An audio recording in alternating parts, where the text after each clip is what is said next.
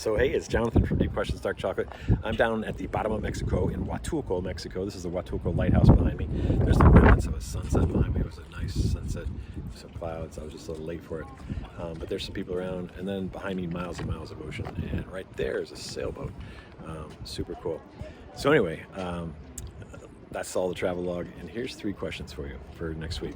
First one is I came across the idea that calm is a superpower, being calm, achieving calm when you're in the middle of one of life's terrible circumstances.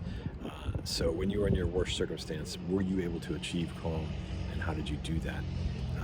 I know we've heard from some of you on this, but that's an art, that's a skill I'm really a fan of, and I would love to hear more about how you guys do that.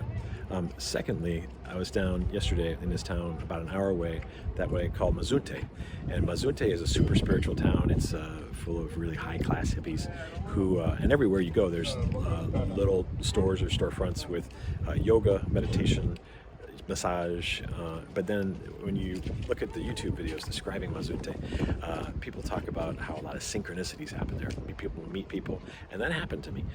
I was walking down the street, and this guy basically pulled me into a kombucha shop. He didn't work there, he didn't own it, but he was just in there hanging out, and he was just looking for good conversations. And super smart guy. He knew a lot about a lot. So we talked about Bitcoin and Tesla and nutrition and all kinds of different things, spirituality, and and then some other fun people in there. And that was about 2 hours, and so it's pretty cool that way. But anyway, I was walking around the town, and there was a flyer, lots of flyers from spiritual teachers everywhere, and one flyer from a spiritual teacher said, I can help with uncovering your subconscious limiting beliefs, and uncovering them and helping you with them, helping you transcend them.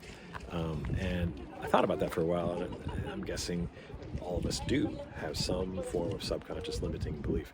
I know when it comes to like money, I don't think in the next experience when we pass on, we're going to be worried about money or about paying bills or anything like that. We're going to be just understanding that we don't need to worry about things like that. And so how do we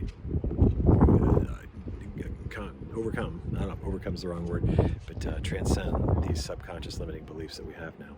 Third question involves what I mentioned at the end of last week about Brian Johnson and how he, again, he takes 100 pills a day, he measures 60 different things in his body.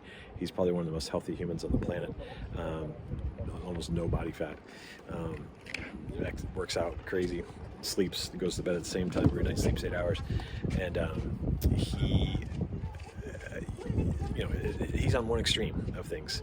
And is that a good way to go? Is that a good way to really extend your health span and your lifespan, to really take care of how we're living? And again, he was asked if, he was hungry all the time and miserable and, working out, doing a lot of hard work. And he's like, no, I feel great. And I love how I live right now. And so is that the way to go? On the other hand, I grew up with Mary Baker Eddy, and that whole idea of if you trust matter, you distrust spirit. And then the whole idea from the Bible, you can't serve God and mammon. You got to go one way or the other. And nowadays it seems like both and. Take really good care of the body while you're pursuing your spirituality. And that, I don't know. I'm just curious how you guys feel about that. That's an interesting one. So last week was so good. I got so much out of it. I took some notes, and I kept going back to them. Some of you said some things that really were quite life-changing is a strong word, but it was life-changing. So anyway, thanks for all you guys bring to those Sundays. Look forward to seeing you Sunday at 9 a.m. Take care.